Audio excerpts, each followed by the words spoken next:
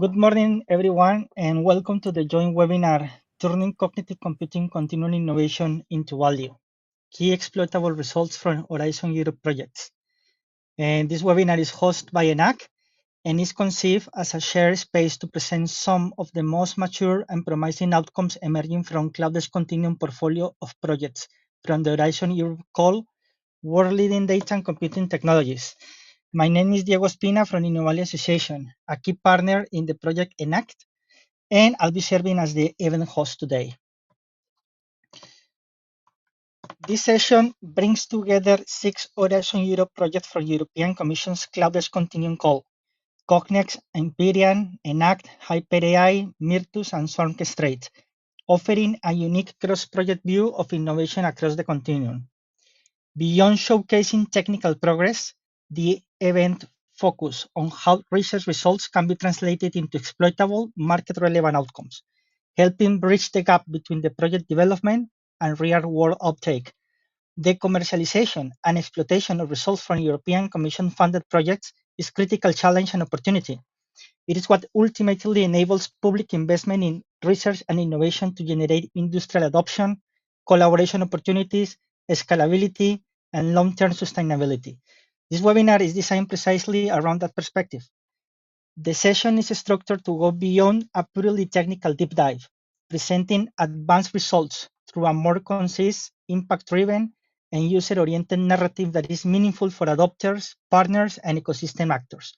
It also aims to strengthen connections between research, industry, public stakeholders, and innovation ecosystems, creating visibility for concrete results that may lead to technology adoption, pilots, integration, or future collaboration.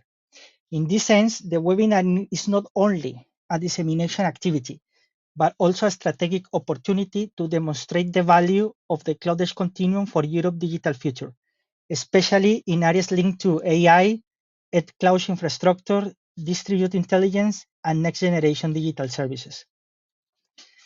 With this webinar, we're pursuing the following 5 objectives. The first objective is to present mature project results in a clear, concise, and market-oriented way that is focused on their practical value. The idea is not only to show what has been developed, but also why it matters for potential adopters, users, and stakeholders. Then we want to show how advanced research outcomes can be translated into exploitable solutions and how they can move beyond the project context and become exploitable solutions, thus highlighting the path from research to innovation to real-world use, uptake, and application. Then we want to create a direct point of contact between the participant project and external organizations. This includes entities interested in collaboration, piloting, testing, integration, or simply learning more about the results of the projects. The webinar also seeks to increase the visibility of the concrete assets, tools, and capability developed by the project. The intention is to make these results easier to identify and understand from a practical perspective, especially for actors who may benefit from them. And finally, the session is designed to facilitate follow-up opportunities after the webinar. Beyond the presentations themselves, the aim is to encourage further exchanges, bilateral contacts, and possible next steps with organizations interested in specific results or interested in collaboration pathways. Before moving into the presentations, let me briefly walk through the structure of today's session. After this short introduction, we will move into the project pitch sessions, which will form the core of the webinar. In this part, we'll hear from the 6 participant projects: Cognitive, Empyrean, ENACT, HyperAI, Myrtus, and Orchestrate. Each project will deliver a concise and focused pitch, designed not only to explain their work, of course, but also to present it from a more practical and exploitation-oriented perspective. Each pitch will start with a brief introduction of the project, and then the speakers will move into the presentation of their key exploitable results. They'll explain the title of the innovation, the specific problem they are addressing, the main functionalities and characteristics, competitive advantages compared to the current state of the art, and its potential applications. They also we'll touch a bit on the IPR status and intended exploitation model, so the audience can better understand the potential pathway to market adoption or collaboration. At the end of each pitch, the speaker will also provide contact details for further follow-up. So a quick practical note before we continue. If you have any questions during the webinar, you are very welcome to leave them in the chat. We kindly ask you to indicate which speaker or project your question is being addressed to, and if relevant, the email address or a contact where a reply can be sent. In addition, each presenter will show their own contact email on the screen, so you may also reach out them directly after the webinar. And as a final option, you are also welcome to contact me through the email address that you're seeing in the screen. And I will share again, at the end of the presentation. So with no further delay, I pass the command to our first project, Cognet. Evangelia, the floor is yours. Yes, hello and good morning from me. Now we'll share my screen in order to present.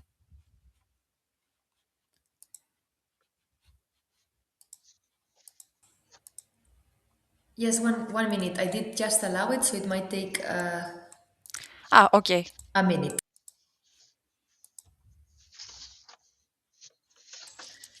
Please click on the arrow again just to confirm. Okay, I will try now. Have you allowed me? Because I don't see. I said allow, but there might be some issue. Let's try again, please. Okay.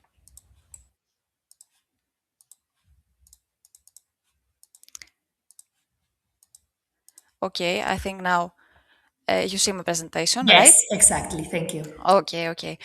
So I'm Evangelia Pandraki from K through Y, and I will present the cognits and our main exploitable result.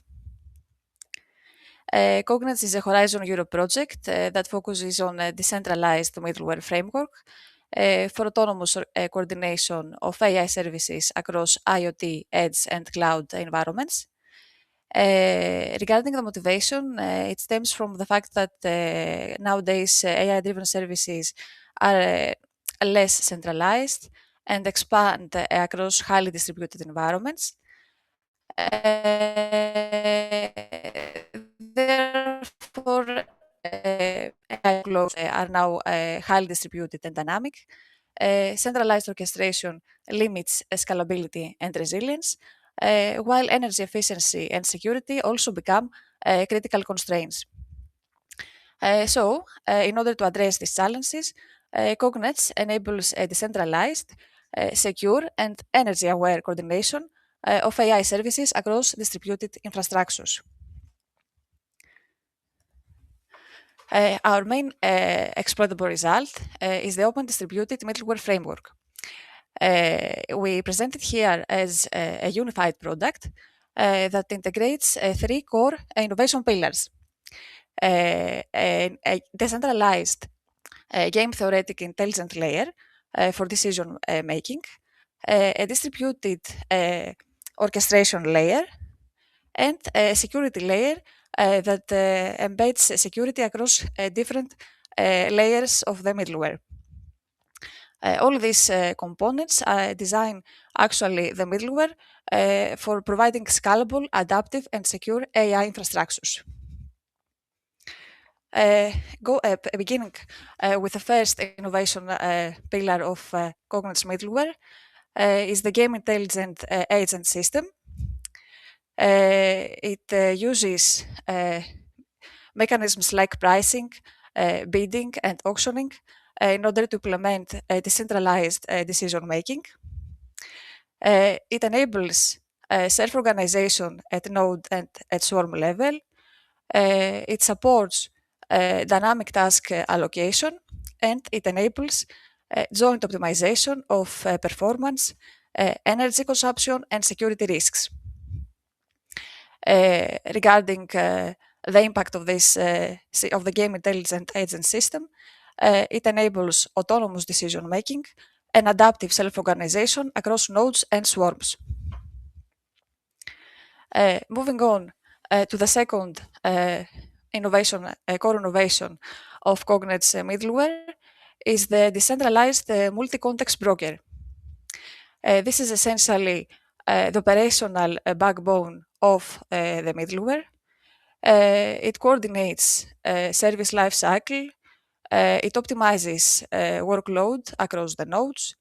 It synchronizes data and execution, and manages distributed resources in dynamic swarm topologies. On the right, we can see some indicative views of the broker interface and of the decision components, showing how coordination and decision making is managed across the system. And we move on to the third innovation pillar of Cognite's middleware, which is the end-to-end security layer.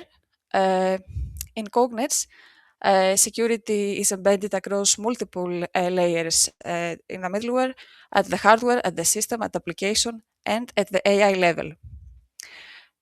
This security layer implements decentralized identity and access control. It also provides hardware-based security mechanisms and integrates protection at the AI level. All these security mechanisms that are embedded in the middleware support privacy, resilience, trust, and integrity as foundational properties of the middleware. Regarding Cognite's competitive advantages, Cognite offers decentralized coordination, avoiding single points of failure, and it importantly enables joint optimization of computing performance, energy efficiency, and security risk. The middleware of Cognite natively supports dynamic IoT, edge, and cloud swarm formation, and most importantly, it integrates by design security and identity mechanisms into its modular and vendor-neutral architecture that enables interoperability. Cognite's middleware, this is highly suitable for distributed AI systems. Cognite is validated in 3 pilot use cases. Beginning with the first, it is focused on manufacturing, where we focus on robotic production lines, and the robots perform tasks like packing and unpacking and visual inspection using AI models. The challenge here is that the AI models are computationally heavy, are demanding, and the resources at the production lines are limited. Therefore, the middleware dynamically offloads heavy AI tasks to high-capacity edge and cloud nodes. The second use case of Cognite is about mobility. We focus on electric vehicles, and AI here is used to optimize the powertrain decisions. The challenge that include fluctuating connectivity, energy constraints, and here the middleware is used to coordinate the workload placement across vehicle, edge, and cloud in order to maintain performance. And finally, the third use case of Cognite is about healthcare. Here, AI is used for medical data analysis across hospital systems. The challenge is to ensure confidentiality while enabling distributed coordination. Here, the middleware enables control task execution under security constraints in order to not expose sensitive medical data.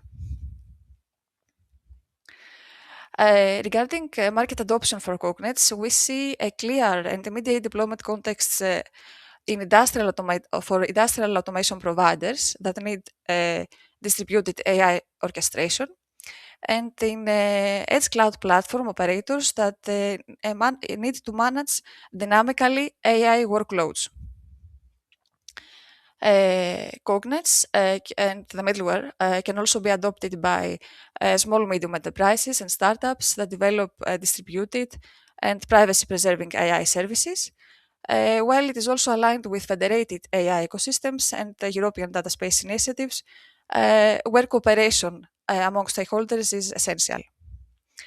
And we also see expansion market opportunities, since cognets can also be adopted for smart city infrastructures, for distributed energy management and smart grids, and for critical infrastructure monitoring. From the exploitation perspective and regarding intellectual property, foreground and background ownership are clearly defined within the consortium. The exploitable assets are structured among middleware, intelligence, and security levels. Cognets follows an open source exploitation strategy, since the core middleware components are released under permissive licenses in order to contribute and to be easily adopted. Also, the Cognets aligns with European middleware aligns with European open ecosystems, so they can be easily integrated into existing solutions. While the modular architecture of Cognets middleware enables third-party extensions and encourages participation from small medium enterprises. And regarding the strategic impact of for Europe, Cognets contributes to Europe's digital sovereignty through open and interoperable technologies. It strengthens the European leadership in distributed AI and cloud edge IoT systems, and enables an open innovation ecosystem around cognitive computing continuum for small medium enterprises, researchers, and technology providers. This is my mail, and thank you all for listening. Thank you very much, Thank you. Evangelia. Thank you. Remember a reminder to the audience, you can leave your questions in the chat or send directly to Evangelia's email if you want to more deep follow-up or a reply on anything specific, okay? So thank you, Evangelia. Thank you. And let's move to Project Empyrean, Panagiotis. Yes, hello. Hi, the floor is yours. Thank you. Okay, can you see my slides? Please click on the arrow because we don't see you haven't requested the permission yet. Now we see it. Thank you.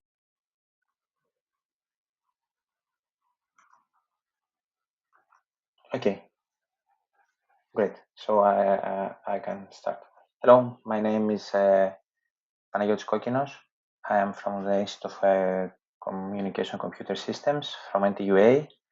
I represent here the Empyrean project. Empyrean is a project of the Cognitive Computing Continuum. Started in February 2024, has a number of partners like NVIDIA, Chocolate Cloud, University of Murcia, Zetascale, Rayax, Nubis, IDECO, NEC, and Invio.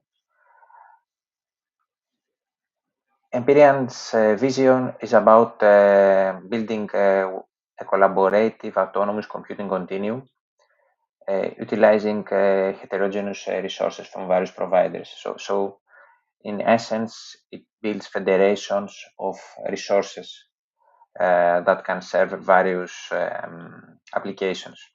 We name these federations as associations, borrowing ideas to some extent from associations structures that exist in our society many years, like in agriculture, or in manufacturing, or in other areas, where different companies or different shareholders cooperate so as to become stronger.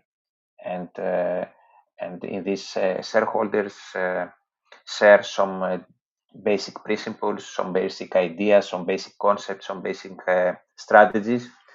So these ideas of associations that exist in our society many years now, we try to apply it in the computing continuum. So we build the associations. We call this a collaborative execution domain. We assume that organizations that contribute in an association share some policies.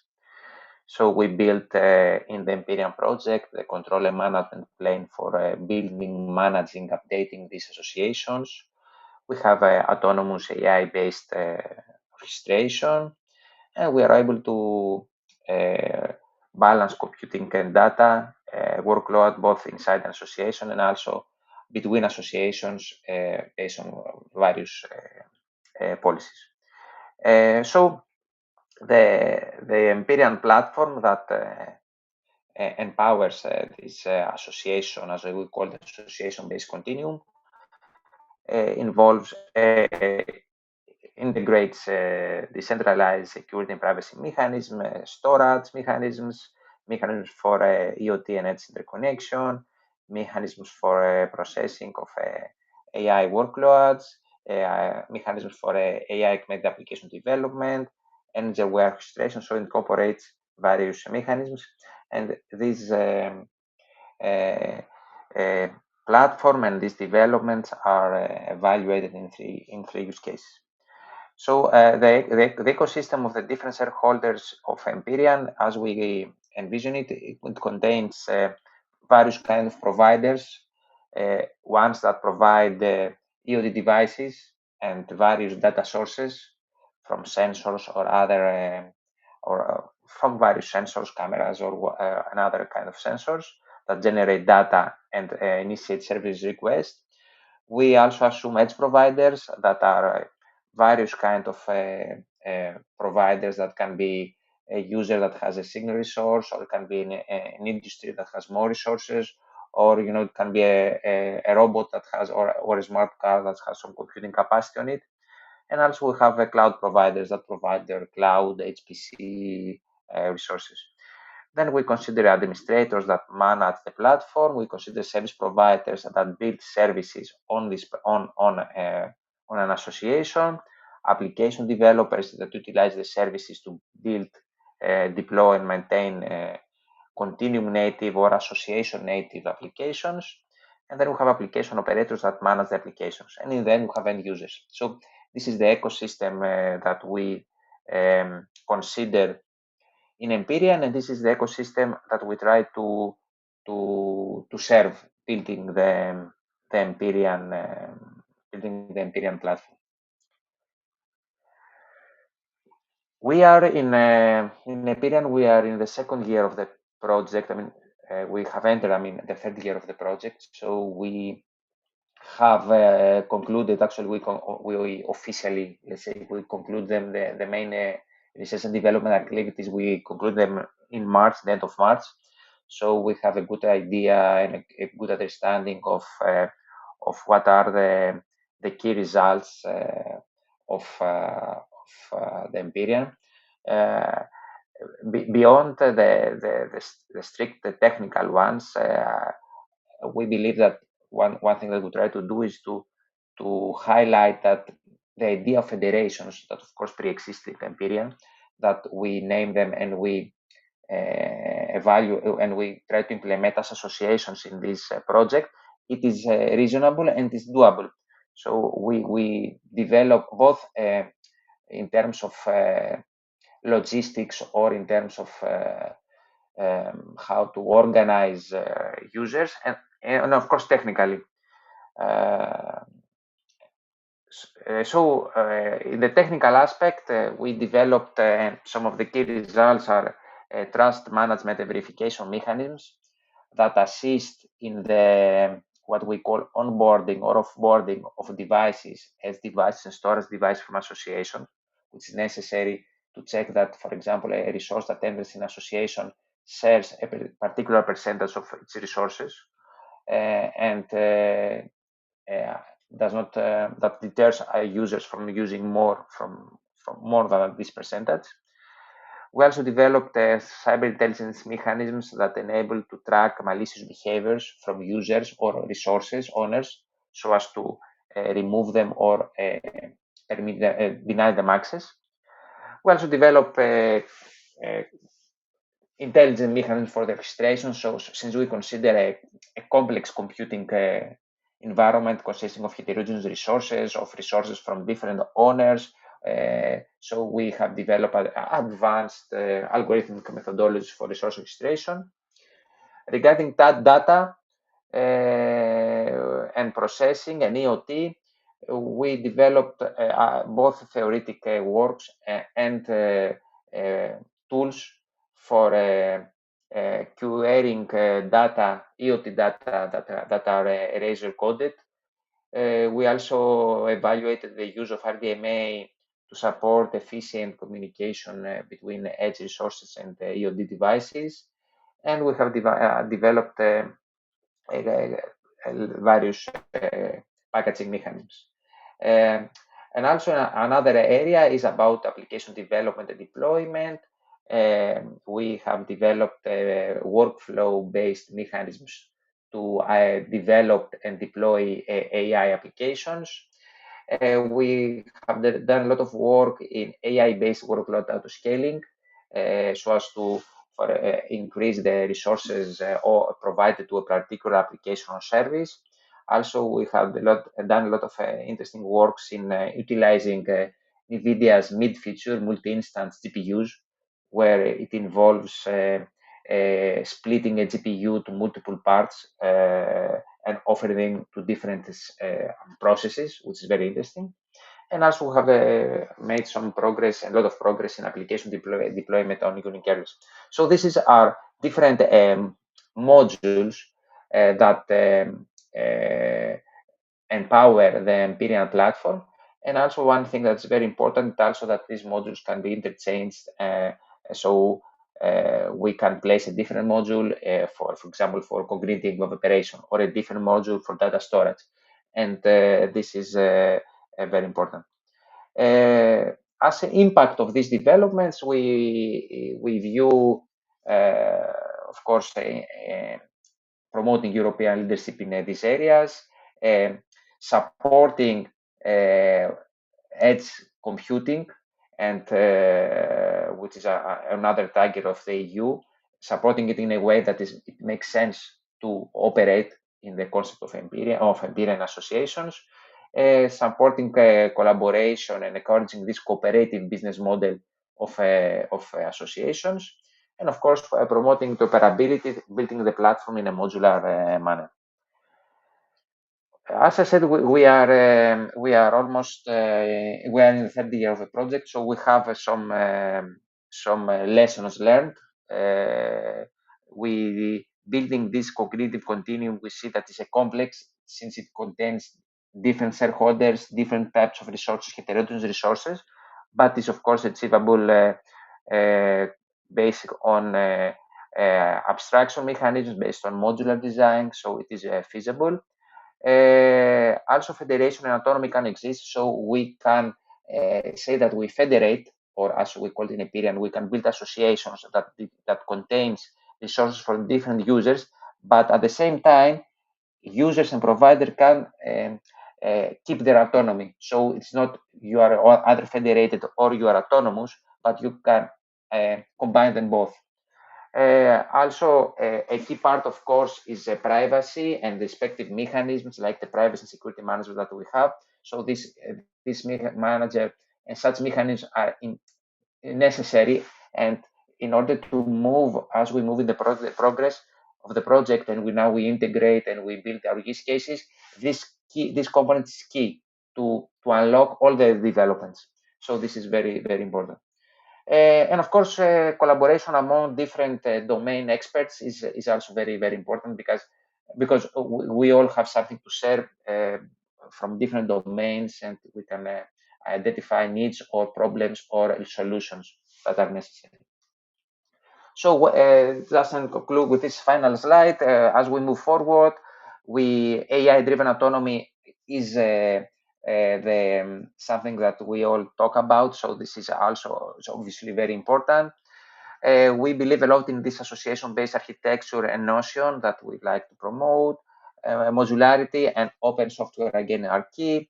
Demonstration of our platform, as I said in the beginning, is on manufacturing, robotics, precision agriculture. We see a lot of potential and a lot of applications of the federation association idea in these areas. And of course, we try to also align with EU initiatives on data spaces that we see a lot of interplay with the association idea. That's all. This is the site of the Empyrean. This is my email, so I will be glad to communicate with anyone interested and exchange ideas. Thank you. Thank you very much, Panayotis, for such a detailed and interesting presentation. We're also encouraging people in the audience to make questions through the chat or to contact the speakers directly. I will put later the emails of the speakers in the chat so everybody has a quick reference to write them. And to Claudia, who wrote in the chat, thank you very much. We're very glad to see that you find the presentations very interesting up to now. So let's move on with Project ENACT. Let's welcome Ioana and Thanasis. The floor is yours, guys.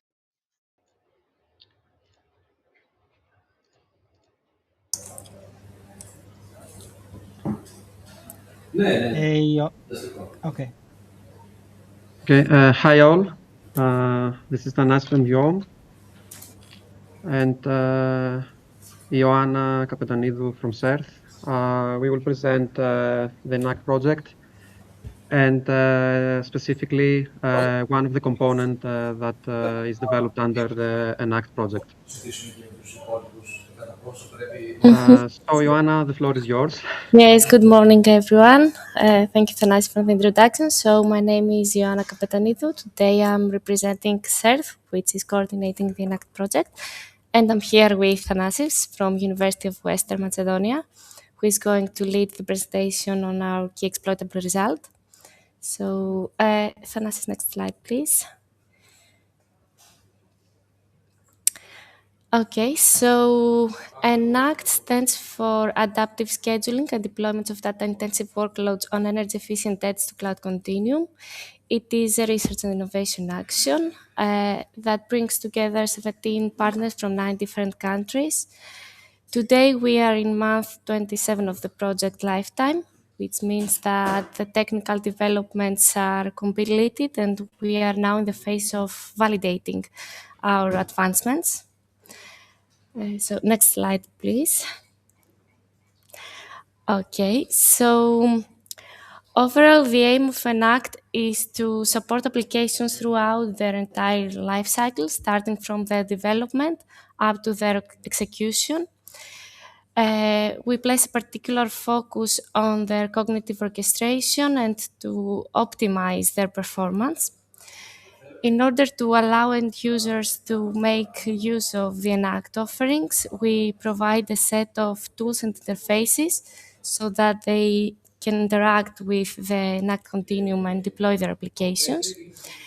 So first, we have an application development toolkit that allows developers to either build their new applications from scratch or to customize and prepare their applications to be compatible to be deployed in the ENACT Continuum.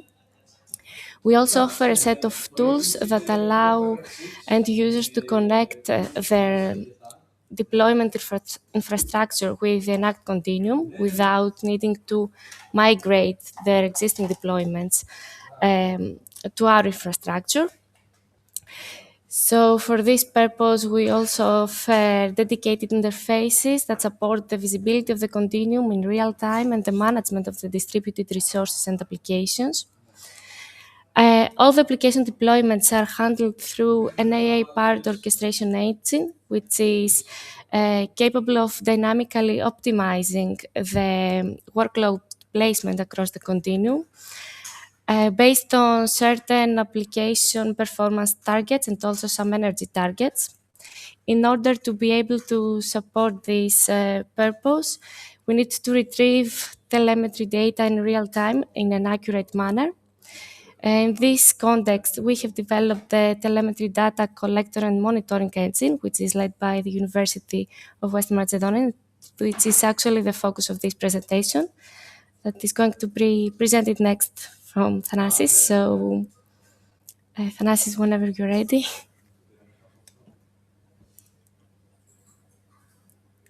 Okay. Thanasis, Okay. you're muted. Yeah, Okay, now I yeah. was muted. Yeah. So thank you, Joanna, a lot for your introduction.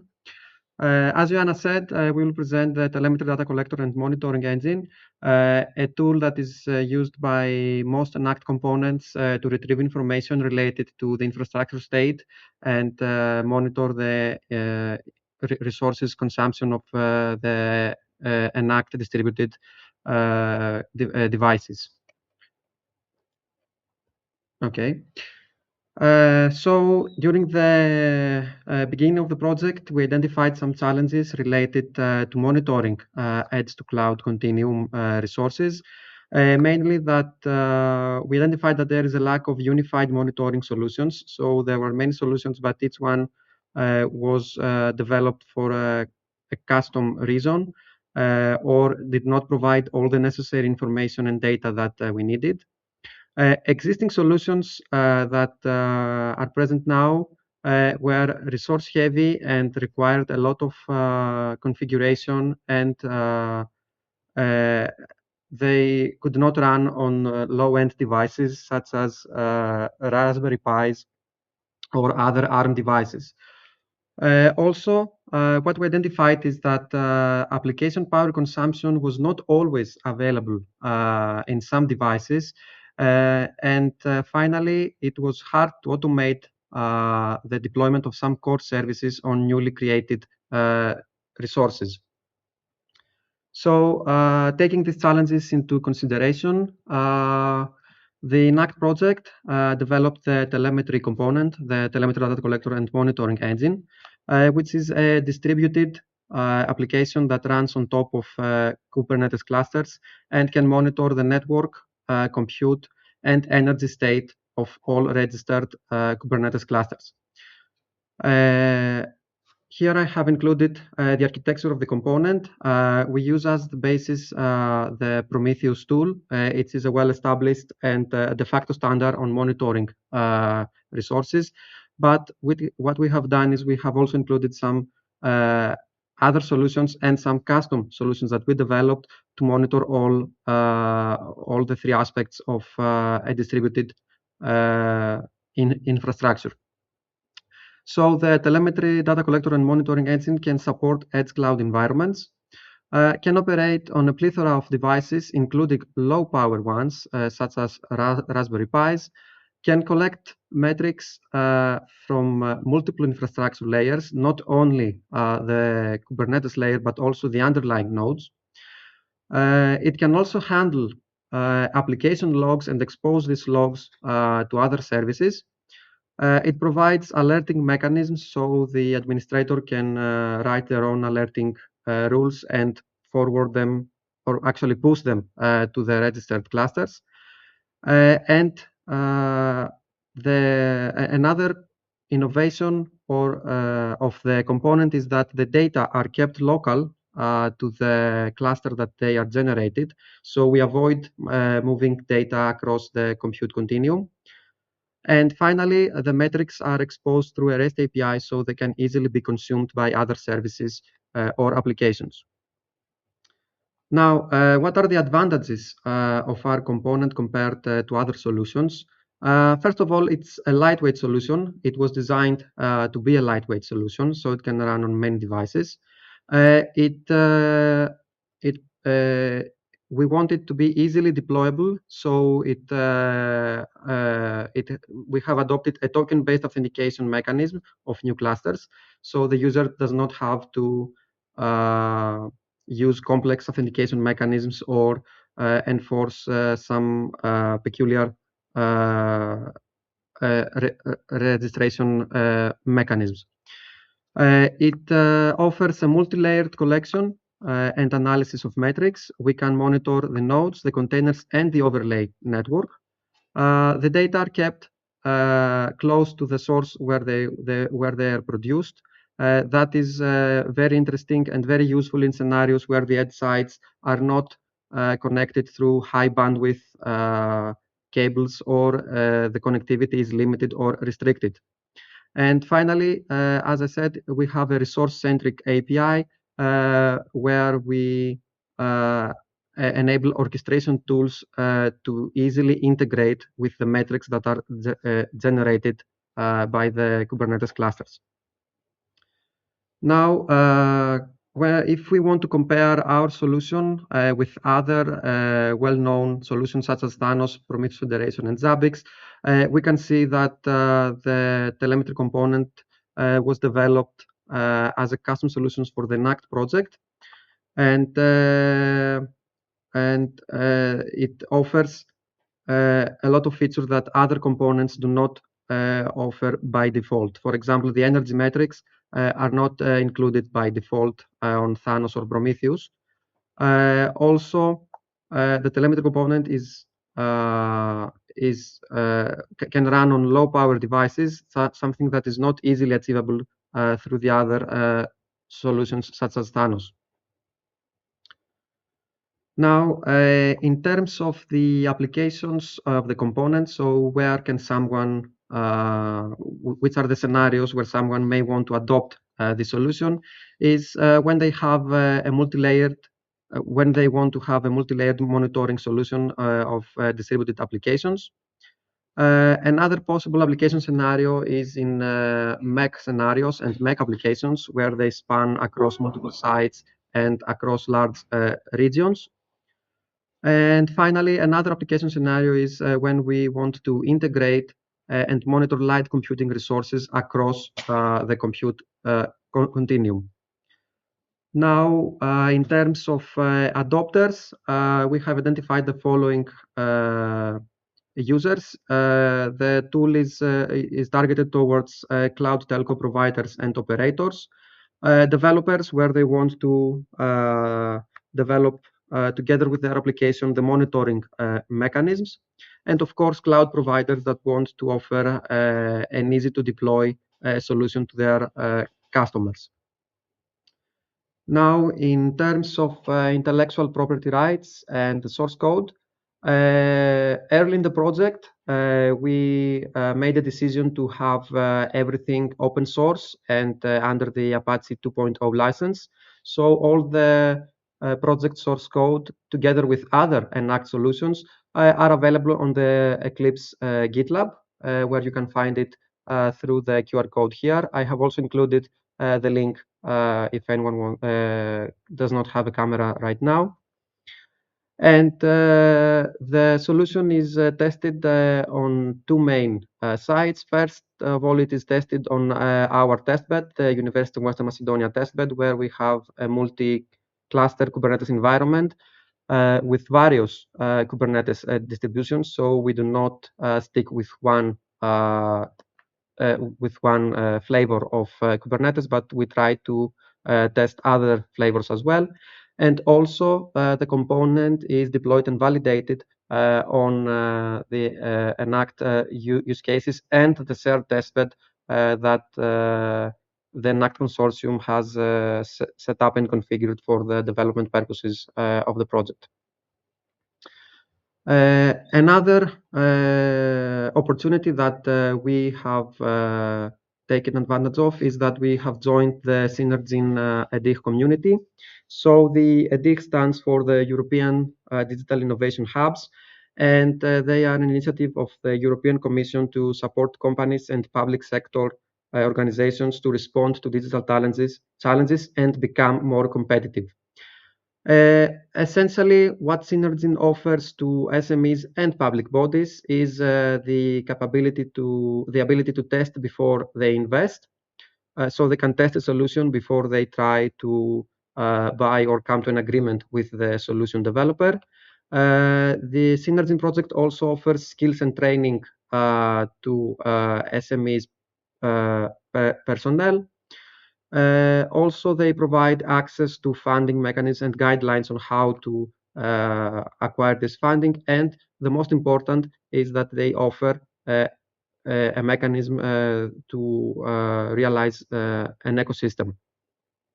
Now, for the researchers, and what is mostly interesting from our side is that we can join an interest-driven ecosystem. So we can talk with experts and developers early in the development of the component, or have an early feedback on what to update on our component.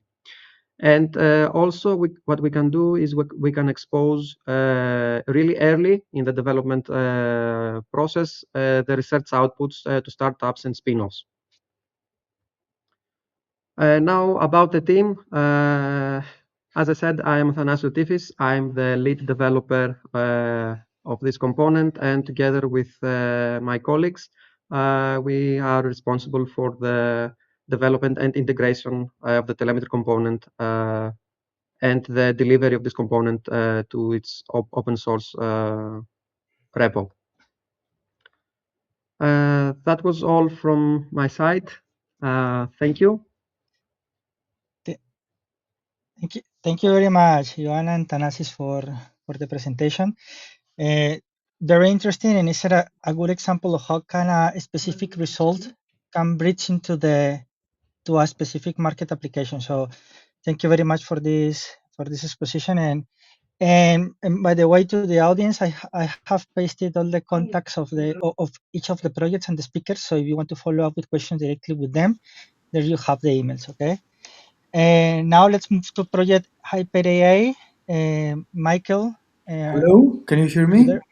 Welcome. Okay. Now, good morning, everyone. The floor is yours. Yeah, thank you very much. So good morning, everyone. My name is Michael Lukeris, and I'm representing the University of Athens alongside my colleague Nektarios Deligiannakis.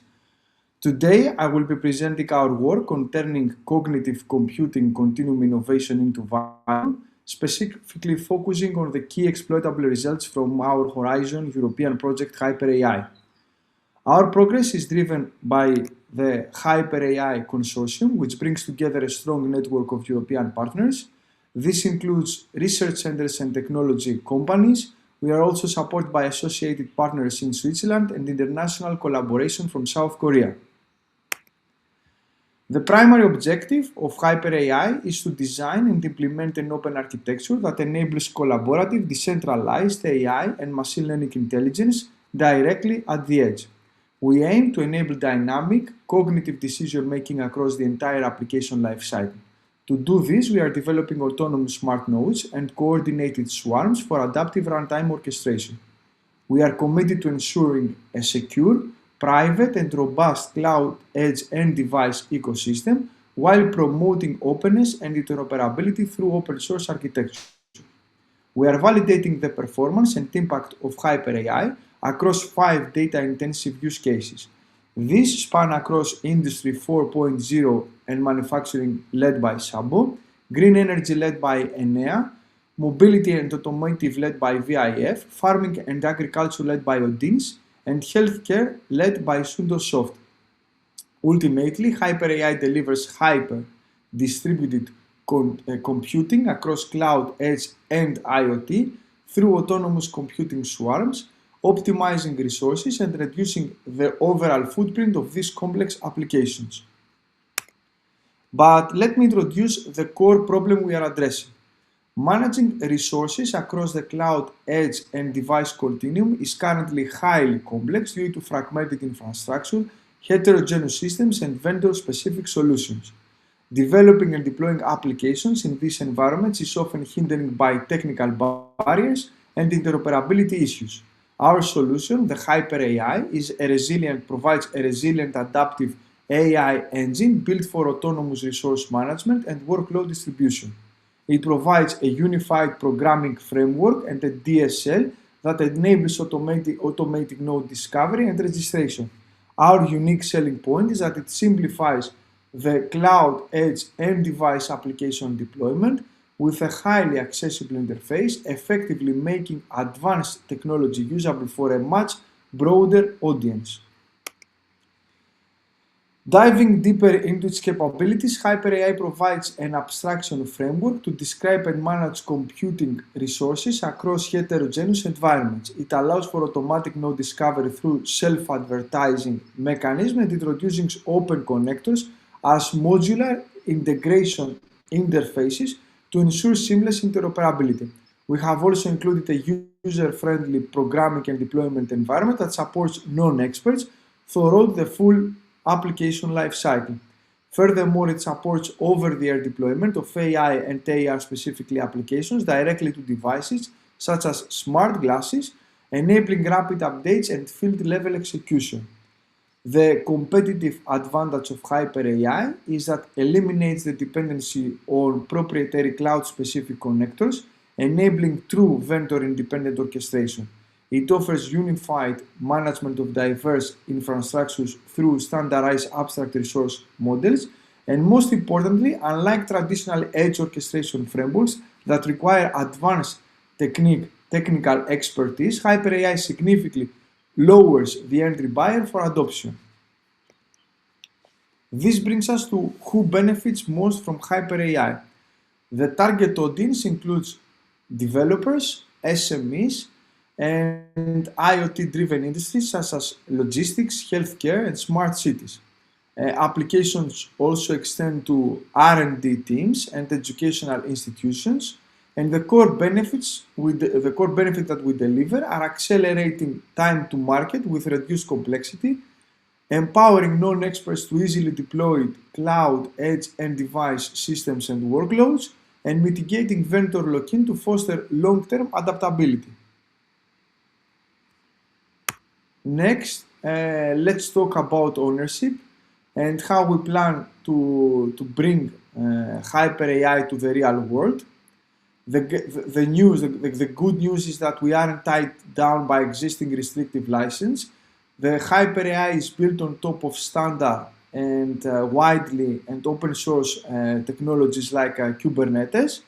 And during the project, we have also created some unique valuable assets, specifically the open models for managing resources and the user-friendly programming environments. So as you can see, there are some tools that are open sources and are available in GitLab repository like the HyperTool, Open Connectors, and application profiles. Okay, for the final slide, I have included the overall Hyper AI architecture. As you can see, is designed in distinct and independent layers. This layered approach ensures that changes in one area don't break the whole system and allow us for quick prototyping and adaptability. Starting from the bottom, we have the physical environments, which includes all the actual devices like the mobile phones, AR glasses, drones, and cars. Just above this is the node discovery layer. This is where the open connectors and self-advertisement mechanisms live, working automatically to find, manage, and communicate with the physical device of the lower layer. Moving up, the system evaluates the data and creates organized swarms of these devices based on what the application and the user requirements. Next is the scheduling layer.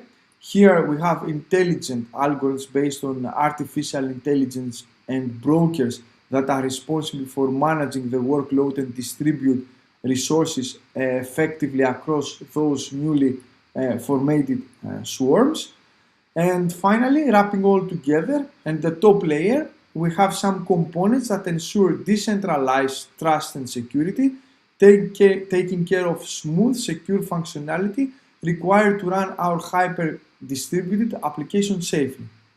So thank you for your time, and I'm happy to take any questions.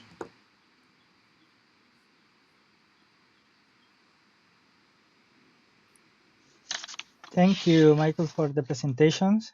As I said before, you have any question, leave it in the chat.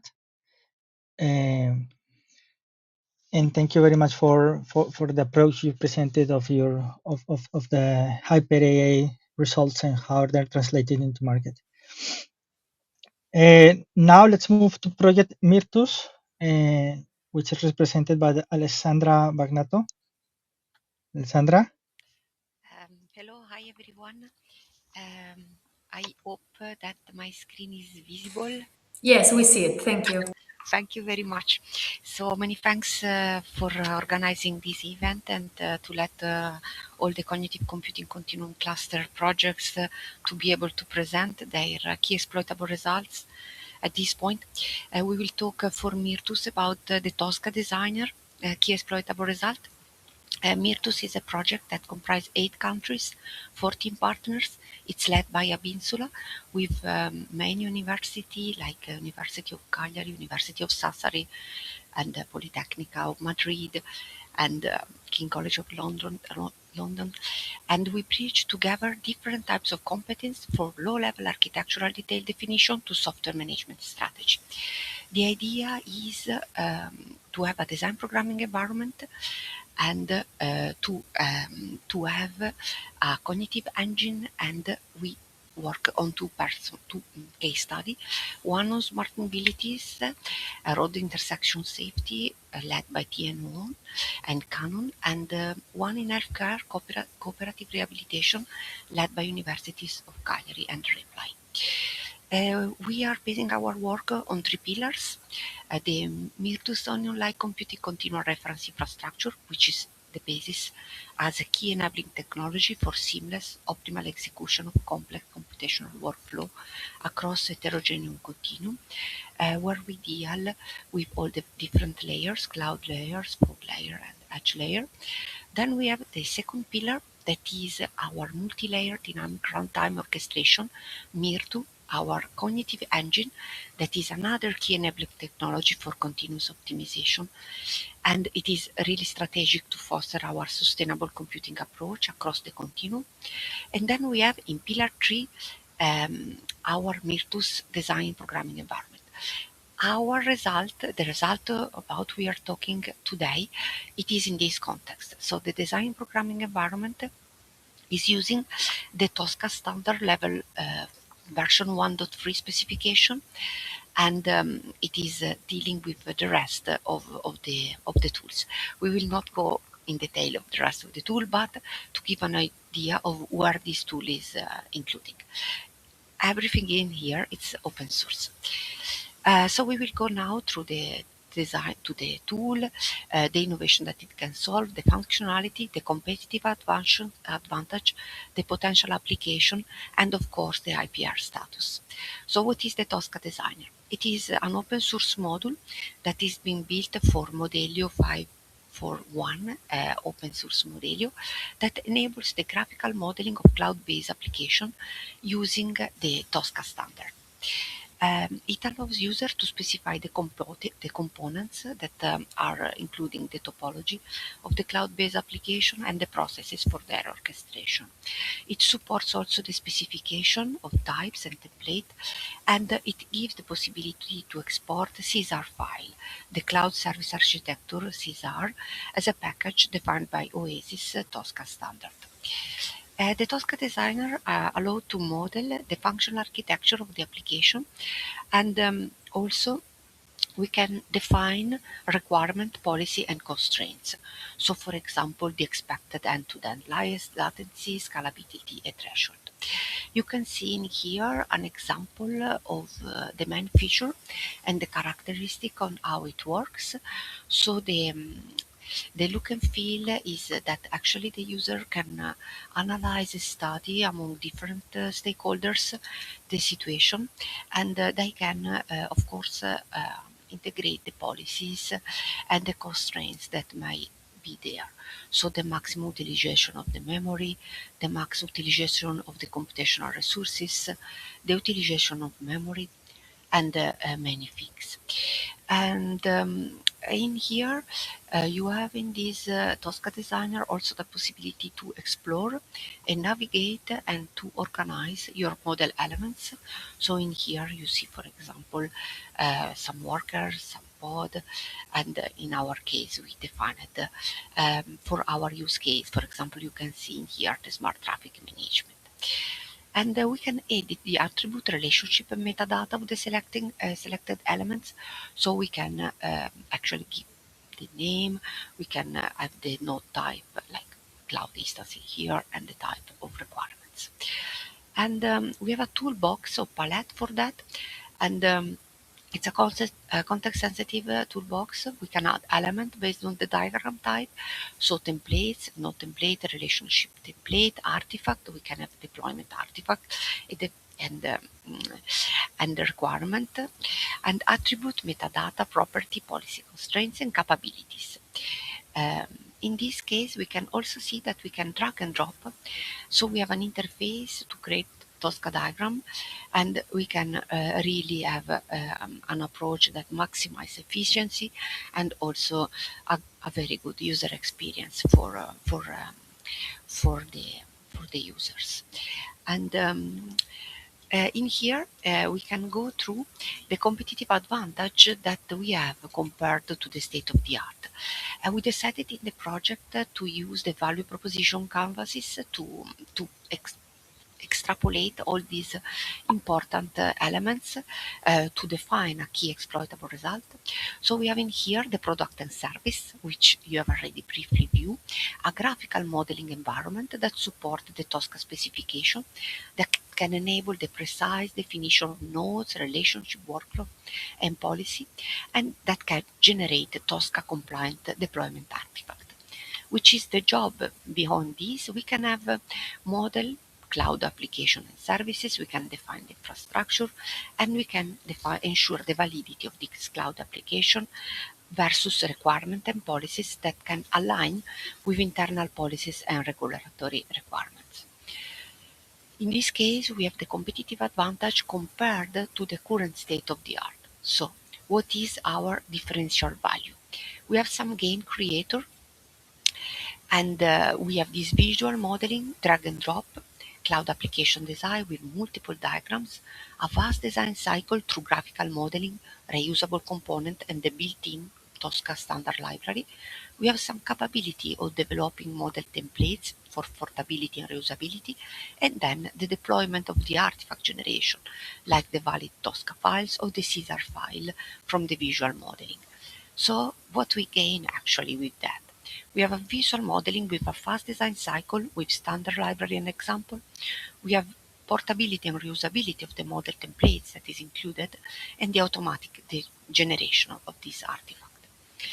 We want also to understand the competitive advantage compared to the current state of the art to the other side of the coin, so the pain relievers.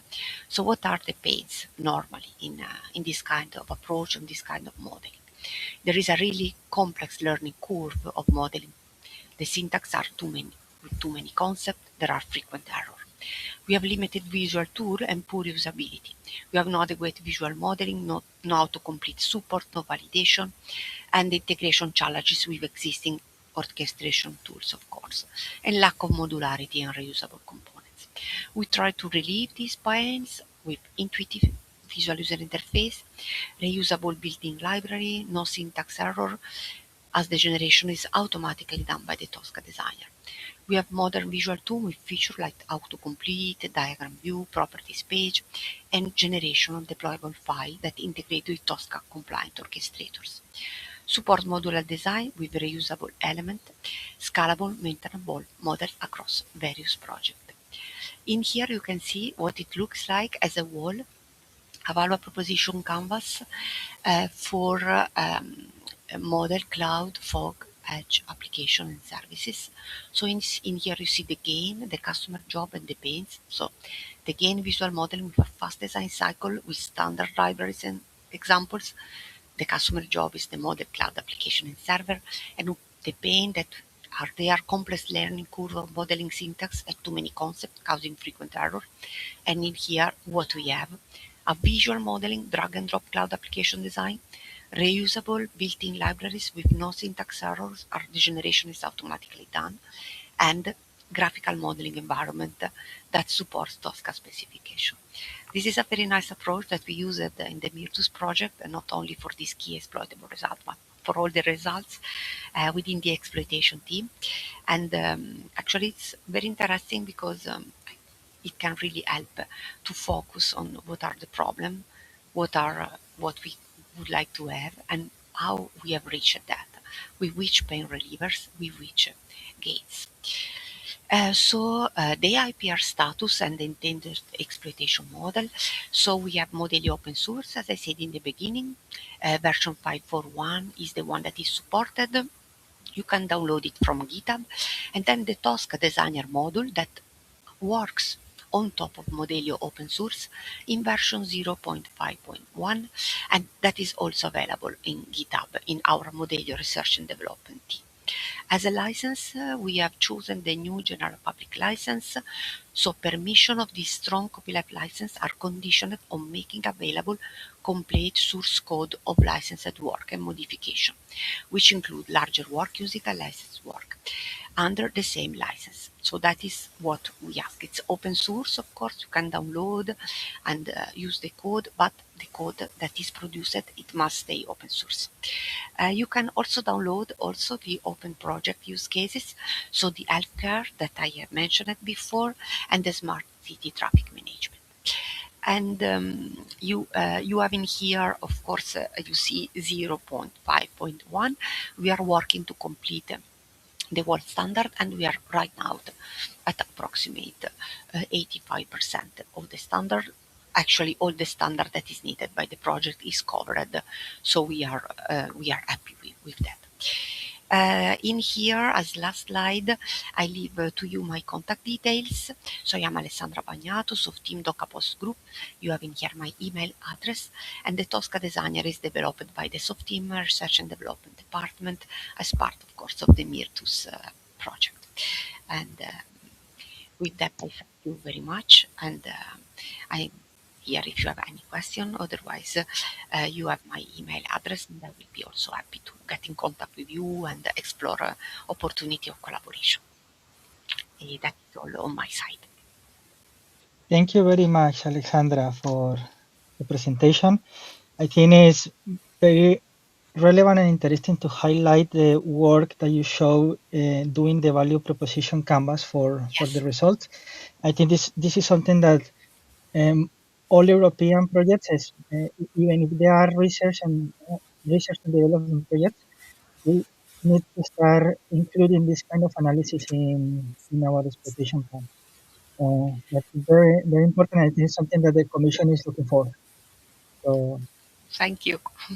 Serves as a great, very rich, enriching experience to prepare and to lead this work was for me really nice, because actually every one of the partners can really focus not only on the technical part, but really on what it brings to the community, and also the pain that it can solve. That is really a good approach, because developers also like that very much.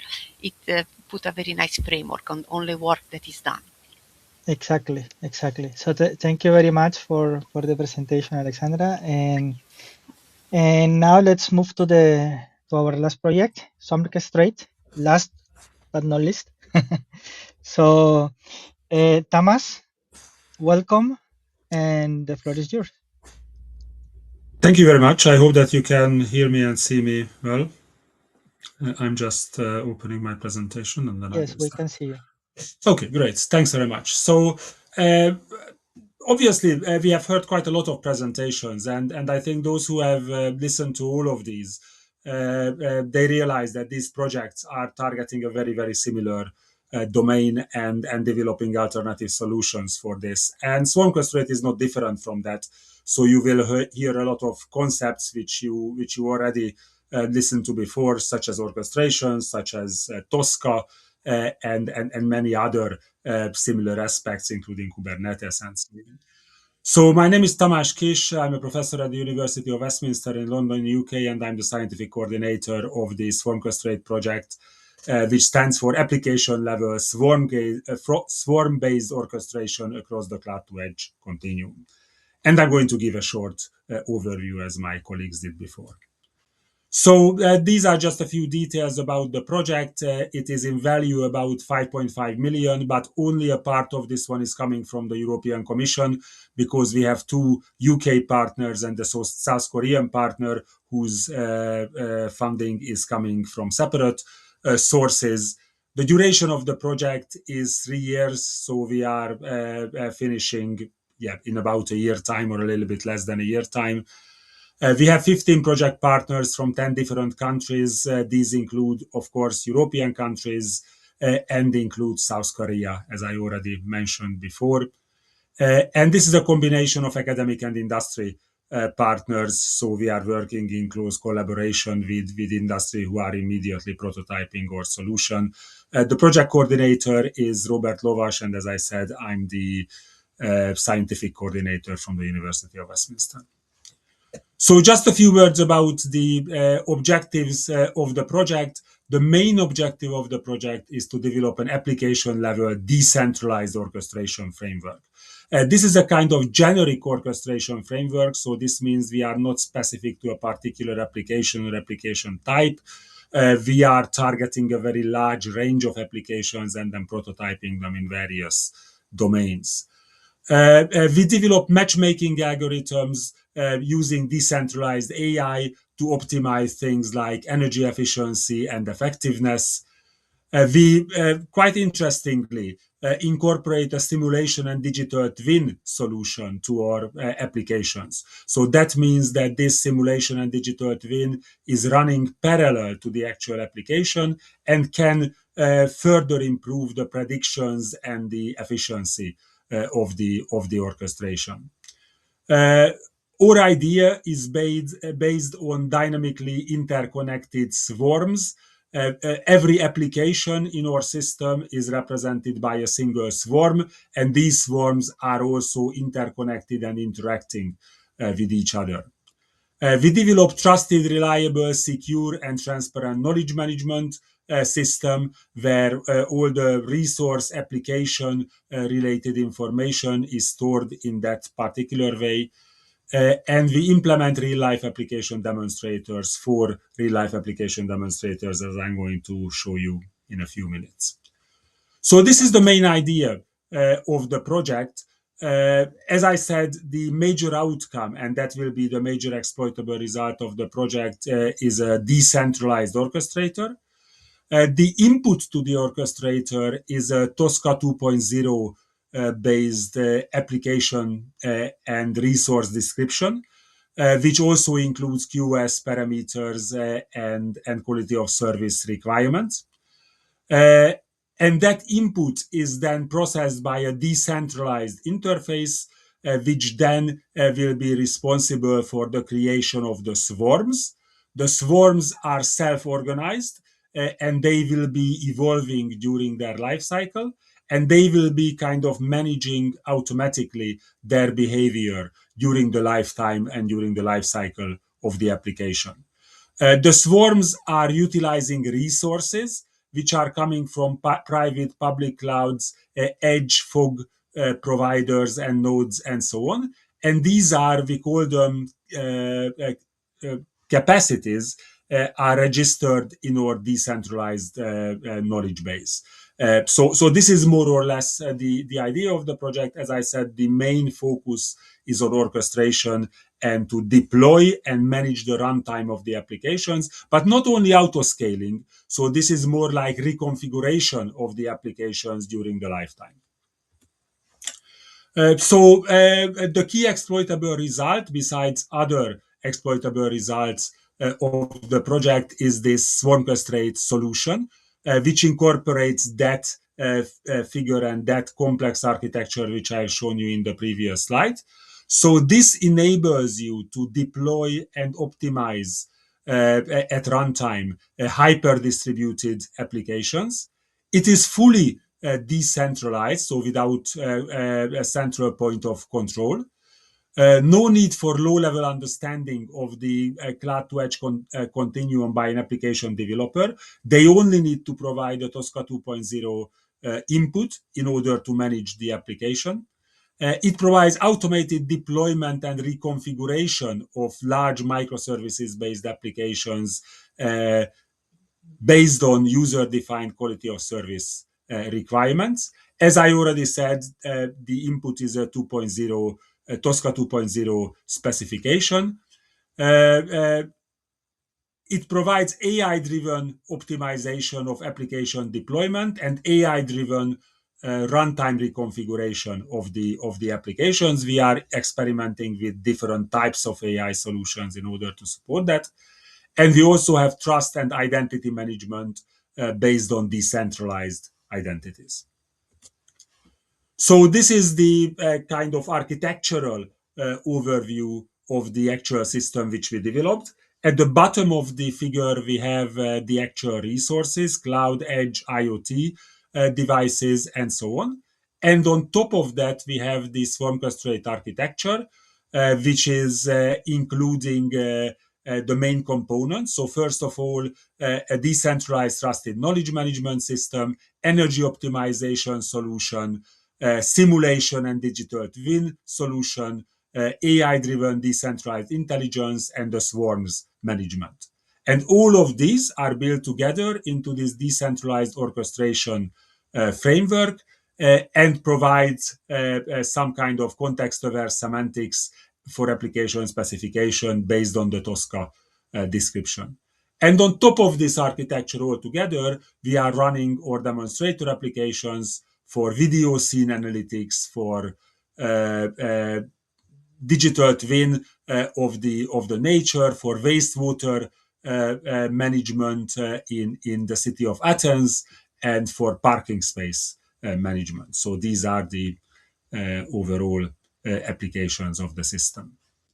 Currently, we have completed the first part, and we already prototype and released the first part of the system, which is dealing with the intelligent deployment of the applications. So based on the Tosca description, it optimizes the deployment using a decentralized peer-to-peer network of what we call resource agents in order to collect resource offers, in order to identify the resources, and then deploy the swarm agents which are managing the decentralized swarms and providing the actual application deployment in an optimized way based on the user-defined quality of service requirement. So this part of the system is functional and running, and we are currently actively working on the reconfiguration and the runtime management part of the system. So why to use Swarmcastrate? What do we offer for an end user? First of all, we offer decentralization, so no performance bottleneck, no central point of failure, and this fits better, obviously, much better to the cloud to edge compute continuum. We provide a Tosca-based standardized application deployment, and not only applications but also resources and quality of service requirements are also described in the Tosca specification. We provide automated deployment and runtime management of applications, as I already explained. And this is domain independent, so the solution is generic and is working in practically any type of or a very wide range of applications. We are basing our solutions on industry standards. So, for example, as many of the other projects mentioned, we are also based on Kubernetes. Licensing policy is fully open source. So this means that all the components will be based on various open source licenses, in most cases Apache 2.0, but there will be some components which may be a little bit more restrictive, but not that much. And of course, we are looking for commercial partners for the exploitation. So that's very important, is that the core components are developed by academic partners who are happy to provide it in an open source basis, and we're happy to provide consultancy services to further develop the application. And we are looking for commercial partners to actually take either the entire stack or part of that for commercialization together with us. But as I said, the code will be open source. So these are the current Swarmcastrate case studies. I will not talk much more about this because I already mentioned them, but they are representative applications which are using a large number of sensors, collecting data from these sensors, and then processing this data in a distributed way. So requires this kind of orchestration which Swarmcastrate provides. So thank you very much. If you want to contact me, my email address is on this slide, and I'm very happy to answer any further questions. Thank you. Thank you very much for the presentation. Also very interesting. And as we have some minutes before we end the session, I'm seeing that there is a question in the chat from Claudia, and I want to read the question and see if our speakers today brings in and give their opinion about what we're being requesting here. So Claudia is asking, how does each project evaluate the final maturity level of the results derived from the project? So anyone who wants to give their view about this topic?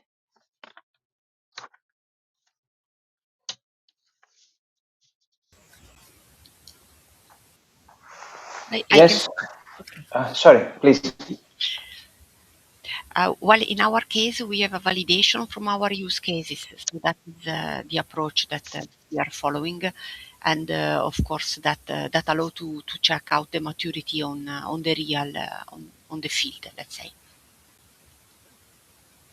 I leave the Very good. So you're doing through the use cases basically, no? All right. Is it the same approach followed by the other projects?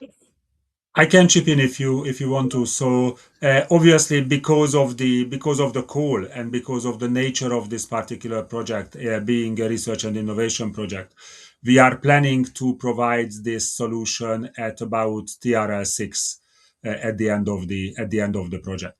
So that means that it will not be a production level solution. It will require further maturation. We started from about TRL 2 at the beginning of the project, and based on what we actually promised, we are going to end up with TRL 6.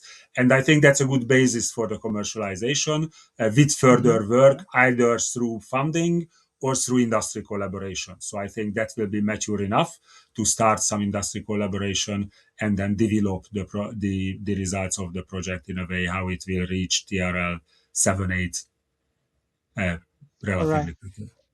And yes, we're in the case of your project, we're talking about TRLs higher than the usual because it's an innovation action, right? But it's not. It's a research and innovation project. Okay. So that's why I'm saying that TRL 5.6 is what the promise was, and I believe that we are going to reach that. But obviously, within about a year, 2 years work, it can reach production level, TRL 7, 8, 9. Okay, that sounds very promising. Yeah. Okay, so if anyone else wants to say anything, if not, we can start closing the session today. So thank you. I'm going to share my screen because I want to put this information for the audience so they have the context. And so basically, thank you very much for attending the webinar and joining us today. And for ENACT, it's been an honor to host this initiative. It has been very valuable, productive section from my point of view. And we have the opportunity to see some of the most mature and promising results emerging from the innovation in the cloud-edge continuum.